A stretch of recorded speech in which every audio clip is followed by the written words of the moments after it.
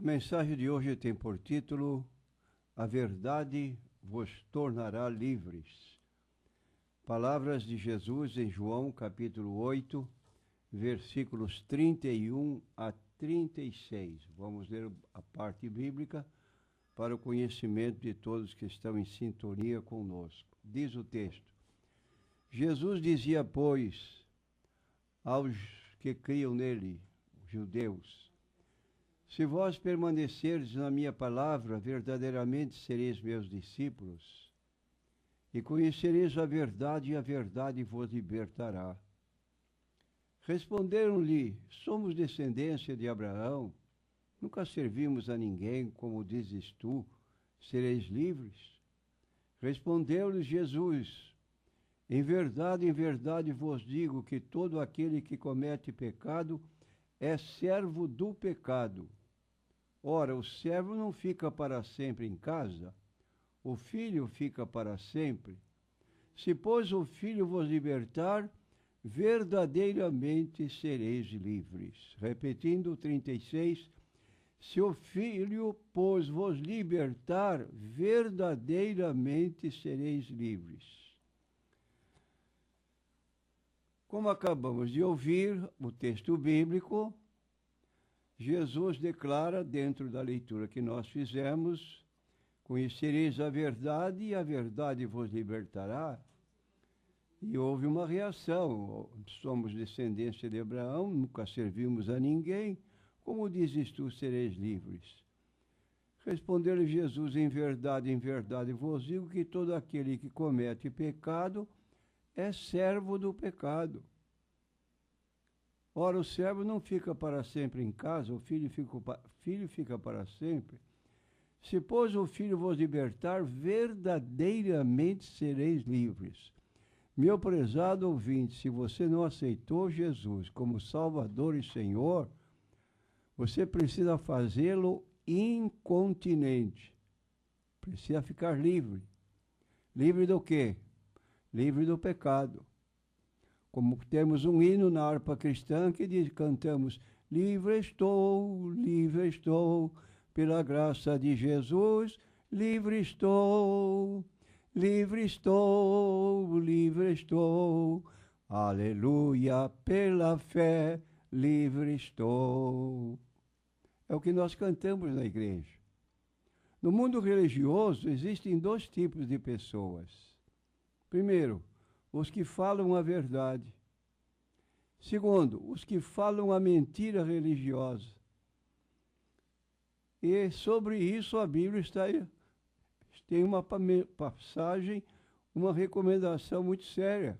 Estou lendo não no Evangelho de João agora. Estou lendo na primeira epístola de João, capítulo 4, versículos 1 a 4. Amados, não creiais a todo espírito. Isto é, significa tudo que você ouve na rua, informações religiosas e outras coisas mais que você fica meio confuso, fica pensando qual é o certo, qual é o errado. Mas a Bíblia diz que você avance mais. Provai se os espíritos são de Deus, porque já muitos falsos profetas se têm levantado no mundo. E a Bíblia, nesse particular, também previne que se levanta uma pessoa que diz que é profeta ou profetiza de Deus, faz um anúncio, ou avisa acerca de uma profecia que causa, às vezes, pavor às pessoas que escutam. E a pessoa fica na expectativa do cumprimento daquela profecia, e acontece que o tempo dado para cumprimento não chega. Então Deus diz na sua palavra que alguém falando no seu nome e a profecia não se cumprindo, ele está falando soberbamente, falando de si próprio. E aí recusa de vez, porque não tem autenticidade para falar em nome de Deus, como temos os profetas da Bíblia. Toda a palavra de Deus é pura, nada que rejeitar, sendo recebida com ações de graças. Os homens santos de Deus falaram inspirados pelo Espírito Santo. E todas as profecias que encontramos no Antigo Testamento, mormente as referidas à pessoa de Cristo, estão aí registradas para quem quiser observar e tomar conhecimento.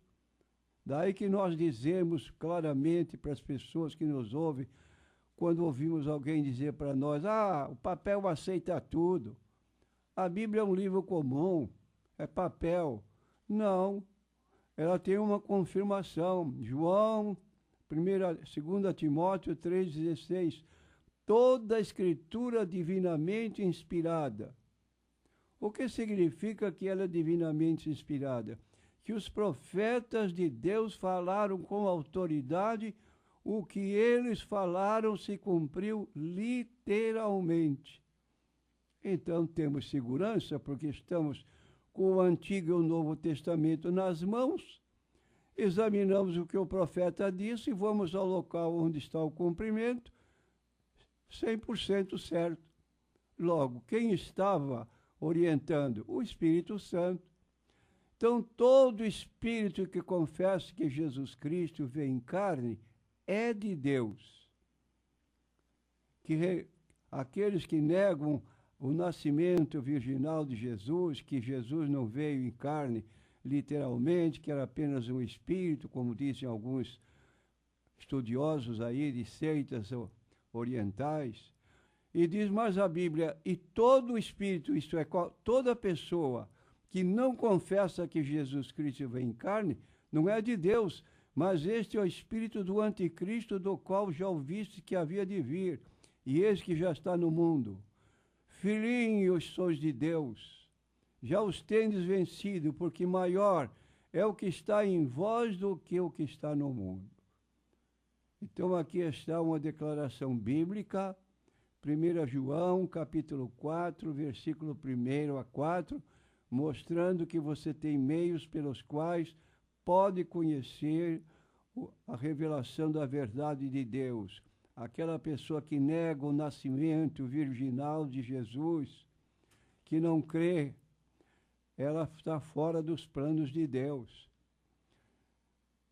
De modo que Jesus Cristo tinha duas naturezas, a natureza divina do Pai, e ele se humilhou a si próprio, tornando-se igual aos homens, achado na forma de homem, foi até a morte de cruz, pelo que foi exaltado, recebeu um nome, que é sobre todo nome, para que ao nome de Jesus se dobre o joelho de todos que estão no céu, na terra, debaixo da terra, e toda a língua que confesse que Jesus Cristo é o Filho de Deus, para a glória de Deus Pai.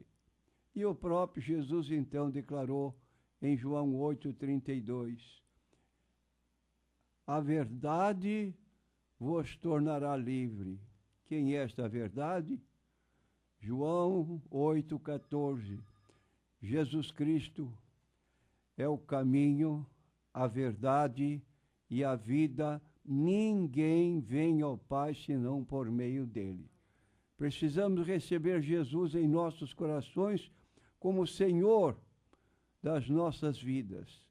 A verdade é o único antídoto para o erro. Esta verdade é acessível a todos os homens. No entanto, há determinadas considerações básicas que são essenciais para quem busca a verdade com sinceridade. E vamos observar algumas delas. Primeira, a batalha inicial é com a sua vontade própria. Se você realmente quer a verdade, você pode achá-la. João, quarto Evangelho, capítulo 7, versículo 17. Se alguém quiser fazer a vontade de Jesus, pela mesma doutrina conhecerá se ela é de Deus ou se ele fala de si mesmo. O desejo do Espírito Santo é que não vos torneis insensatos, mas procurai compreender qual é a vontade do Senhor. Efésios capítulo 5, versículo 17.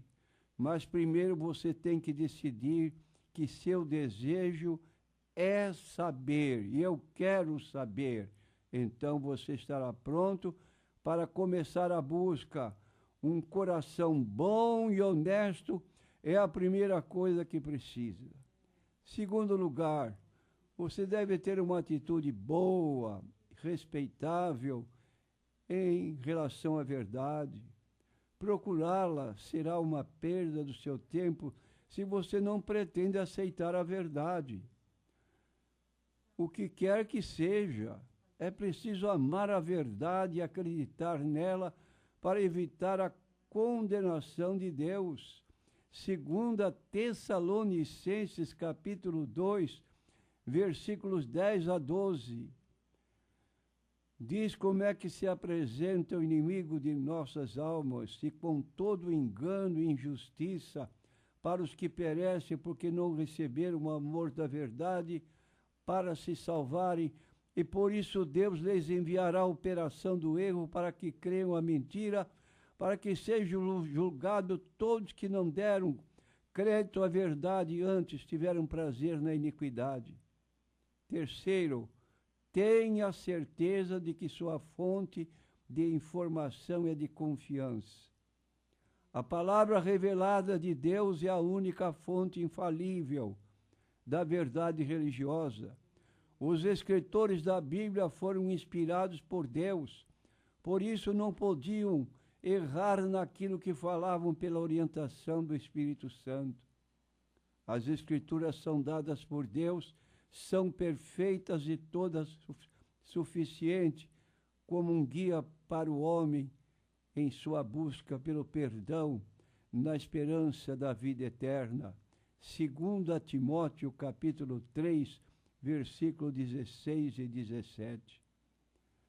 Então, a ordem foi: examinai as Escrituras, porque vós julgais ter nelas a vida eterna, e são elas que falam de mim.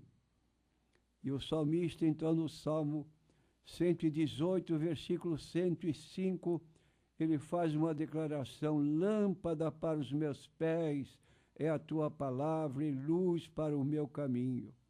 E eu quero prevenir o meu ouvinte, porque hoje, infelizmente, algumas entidades religiosas estão mudando a Bíblia, adaptando a Bíblia à sua própria forma de crer.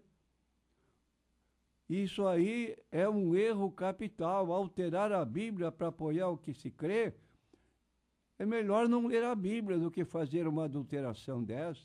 É o que eu leio, por exemplo, em Gênesis capítulo 1, versículos 1 e 2. No princípio criou Deus os céus e a terra era sem forma e vazia, e o Espírito de Deus se movia sobre a face das águas.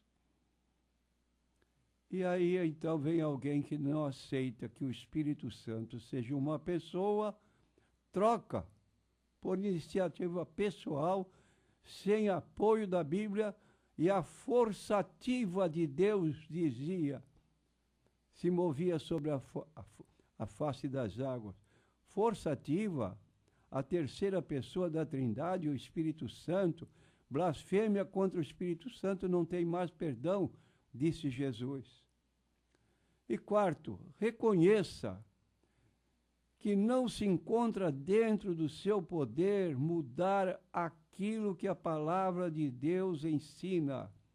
Seja satisfeito com o que você encontra na Bíblia.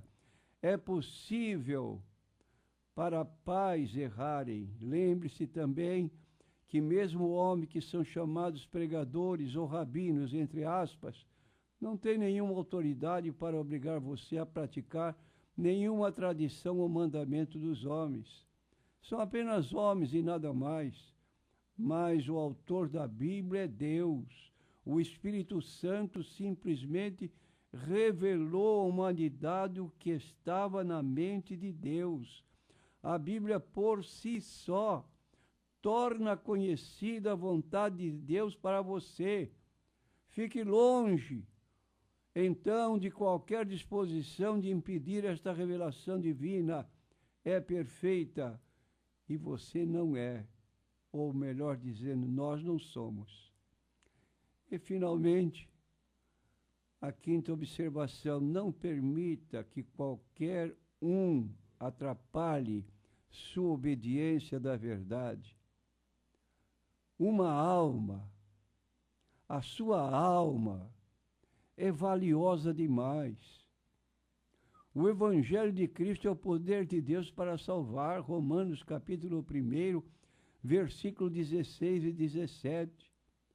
Sua preocupação deve ser o que Cristo me ensina a fazer para a remissão dos meus pecados. A resposta está em Atos 3,19. Arrependei-vos e convertei-vos para que sejam apagados os vossos pecados e venham assim os tempos do refrigério pela presença do Senhor. Romanos capítulo 10, versículo 9 e 10. Se com a tua boca confessares ao Senhor Jesus, e em teu coração creres que Deus o ressuscitou dentre os mortos, serás salvo. Visto que com o coração se crê para a justiça, e com a boca se faz a confissão para a salvação. Aí está. Crer, confessar com a boca. As exigências simples de Jesus são fé, arrependimento, confissão para perdão de pecados. Você não vai confessar pecado para pastor nenhum. Você vai entrar no seu quarto, fazer a sua confissão pessoal diante de Deus. Oração é um diálogo entre duas pessoas que se amam, a criatura e o Criador. E Jesus disse, entra no teu quarto, capítulo 6 de Mateus. Teu Pai que te vê em secreto te recompensará. Acredite na verdade, obedeça-a para ter a sua alma purificada. Como diz Pedro em 1 Pedro 1, 22. Não deixe ninguém te persuadir a não obedecer o autor da salvação eterna. Hebreus capítulo 5, versículo 8 a 9. Ainda que era filho, aprendeu a obediência por aquilo que padeceu, e sendo ele consumado, veio a ser a causa da eterna salvação para todos que lhe obedecem. Vou repetir. Sendo ele consumado, deu brado na cruz do Calvário. Tudo está consumado. A obra da redenção foi feita. Depende agora de nós aceitarmos ou rejeitarmos. A culpa é nossa e a bênção é nossa. Se aceitarmos Jesus como Salvador, diz a Bíblia, estou batendo a porta. Se alguém ouvir a minha voz e abrir a porta, eu entro em sua casa. De modo que a solução, a decisão, cabe agora a nós. Todos que procuram a salvação desta maneira, a encontrarão. E concluindo, a verdade vos libertará.